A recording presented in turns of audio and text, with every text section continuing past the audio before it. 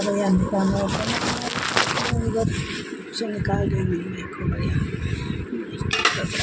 और क्या है, ये है वाला चूल्हा।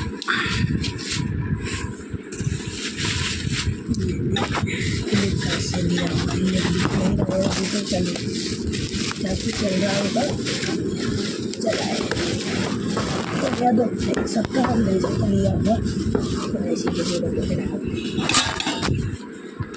ये है, ये 3 चीज़ें